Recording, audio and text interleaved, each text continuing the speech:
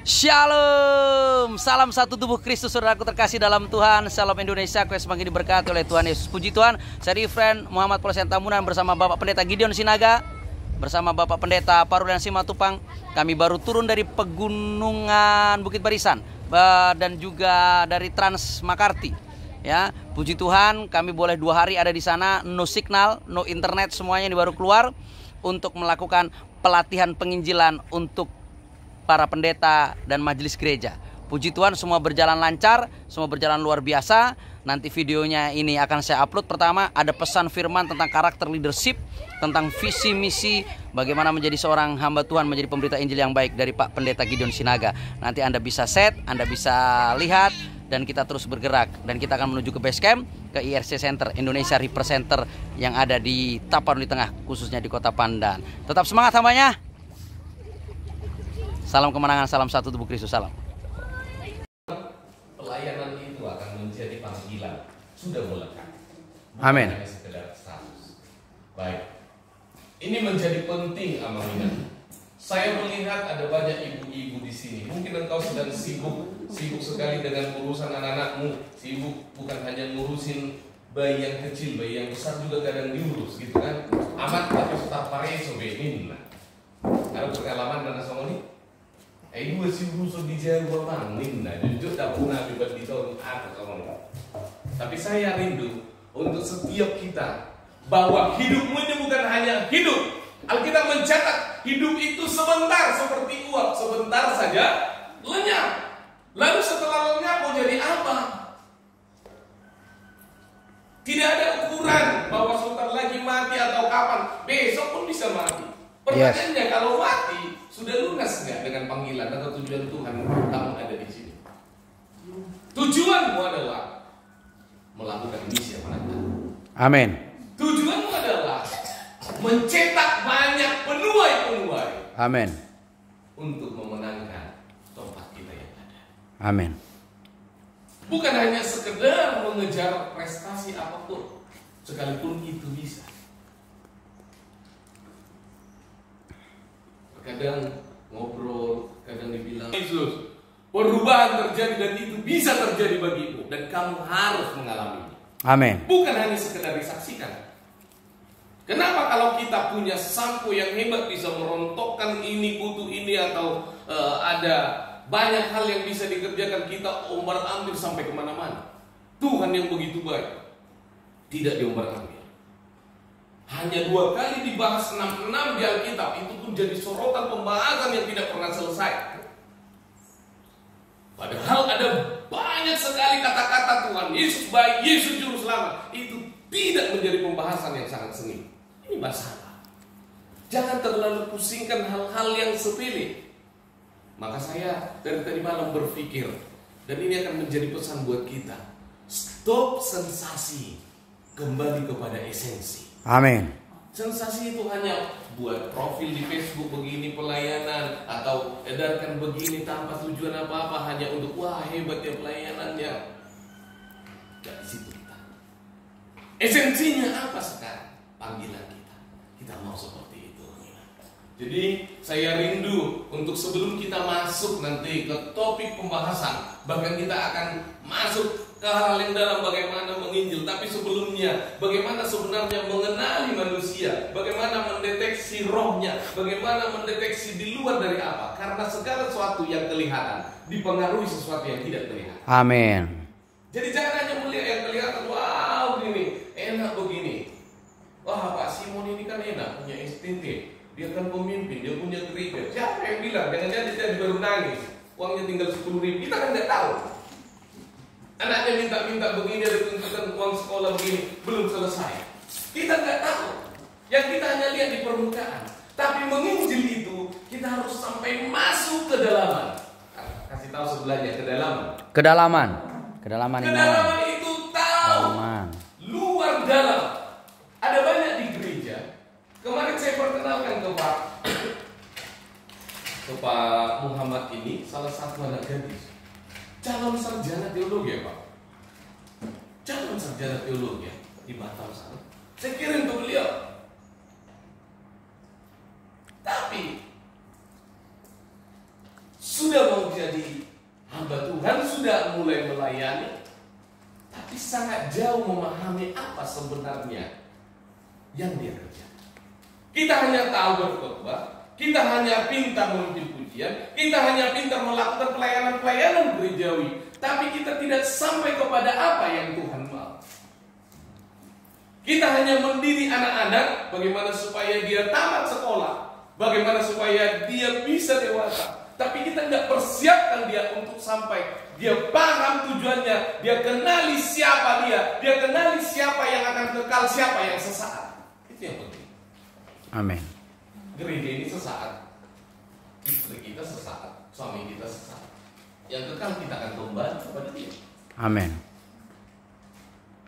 Jadi hari ini Minang, khususnya ibu-ibu, apalagi dalam masa mudanya pelayanan gentar, sekarang malah nggak ada, ke gereja pun bolong-bolong, ngomong kosong itu.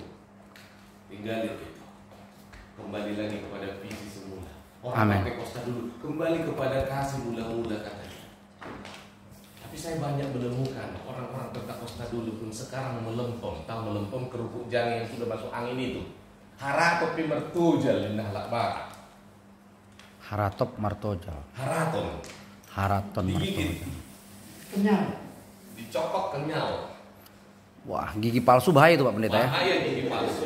Iman palsu pun rontok itu. Iman palsu. Makanya orang Batak sampai punya statement, molorosi tau noni gigi palsu itu kulut katanya. Bisa bayangkan? Bisa gigi palsu itu kulut? Nggak ngerti saya bahasa itu. Nggak akan pernah terjadi. Tapi itulah karena terbuai dengan dunia ini. Apa yang sedang kita sibukkan sekarang? Ngurusin anak sekolah, mikirin biaya ini dan itu. Kemarin istri saya bilang, aku butuh uang 50-an juta. Oh, 1 juta pun tak ada uangku, pikir. Aduh, puji Tuhan. Tiba-tiba, Pak, ngajar ya. Hanya lewat aja. Ya memang itu bidangku, itu yang aku lakukan. Pak, kita ini ya.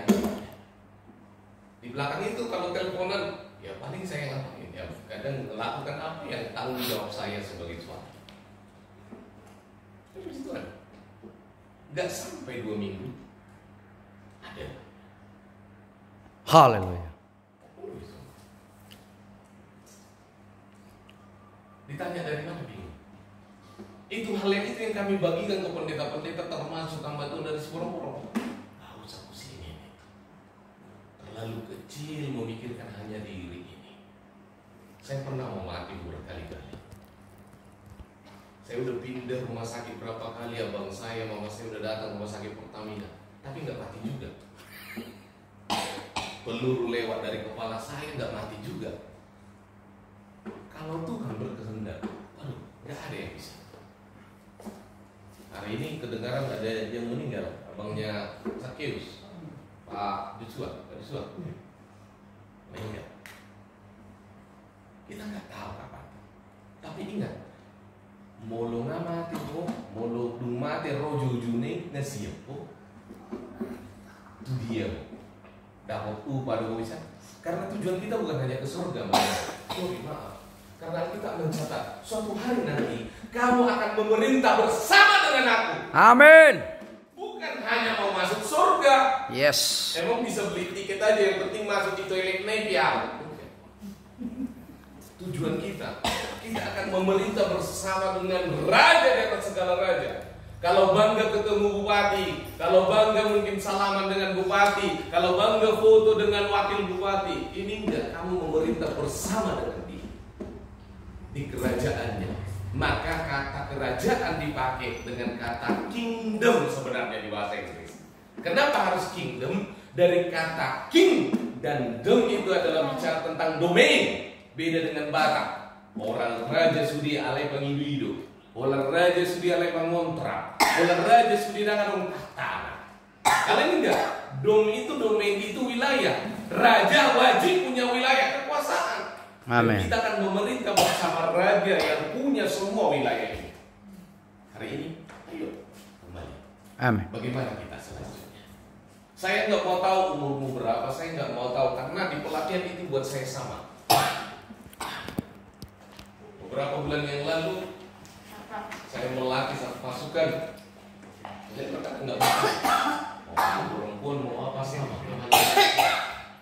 Dan sistemnya adalah tidak ada orang yang baik, yang ada hanyalah orang terbaik yang memang terlatih. Tidak ada orang yang pintar, yang ada adalah orang itu terlatih. Maka hari ini siapkan diri kita masuk dalam pelatihan ini. Amin. Amin. Amin. Amin. Baik. Alkitab mencatat dalam Yesaya 43 ayat 18. Boleh dibukakan. Berkata begini. Kita baca bersama-sama saja kalau begitu. Yesaya 43 ayat 18.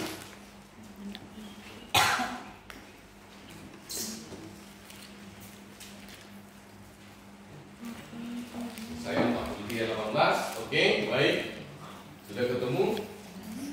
Masih sulit buka, jarang kayaknya dibuka kita Yesaya, jadi masih lengket-lengket ya. Banyak baca Mazmur. Sebentar Pak Paulus akan paksa nanti untuk baca secara khatam itu Alkitab.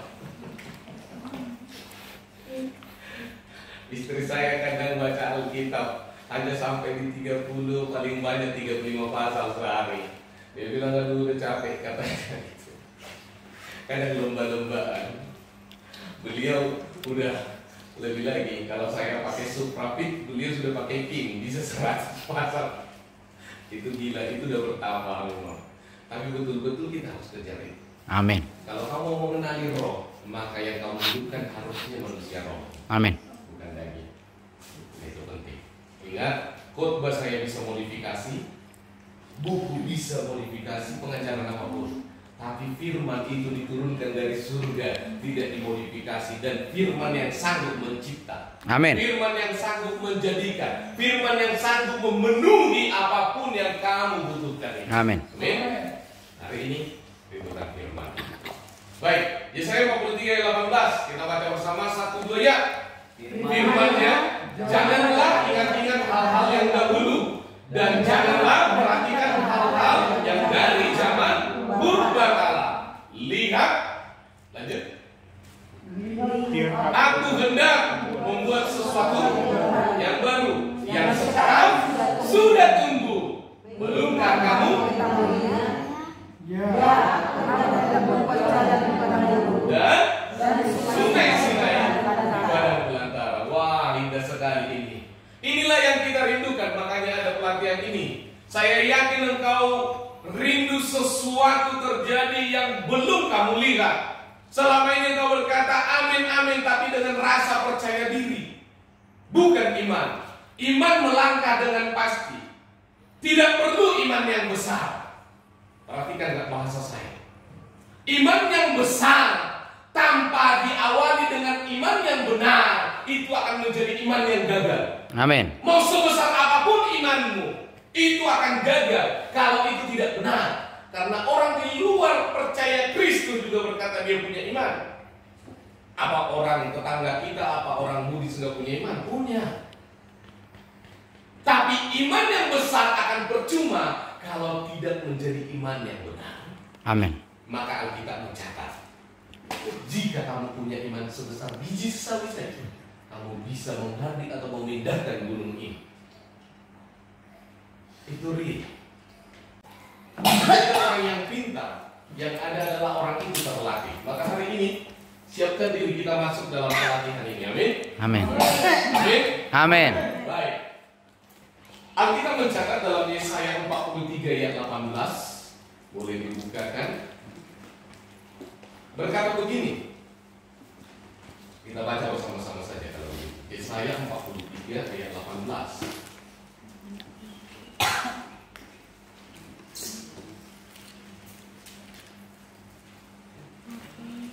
Saya 43 18. Oke, baik.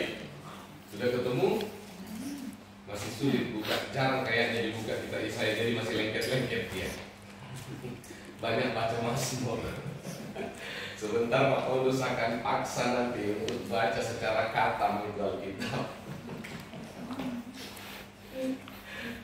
Istri saya kadang baca Alkitab hanya sampai di 30, paling banyak 35 pasal sehari. Dia bilang aduh udah capek katanya gitu. Kadang lomba-lombaan. Beliau udah lebih lagi, kalau saya pakai Suprapit, beliau sudah pakai King, bisa 100 pasal. Itu gila, itu udah bertambah memang. Tapi betul-betul kita harus kejar itu. Amin. Kalau kamu mau mengenali roh, maka yang kamu hidupkan harusnya manusia roh. Amin. Bukan daging. Itu penting. Ingat, khotbah saya bisa modifikasi, buku bisa modifikasi, pengajaran apapun. Tapi firman itu diturunkan dari surga, tidak dimodifikasi, dan firman yang sanggup mencipta. Amin. Firman yang sanggup menjadikan, firman yang sanggup memenuhi apapun yang kamu butuhkan. Amin. Amin. Hari ini rindukan firman. Baik, Yesaya 43 ayat 18 kita baca bersama 1-2 ya.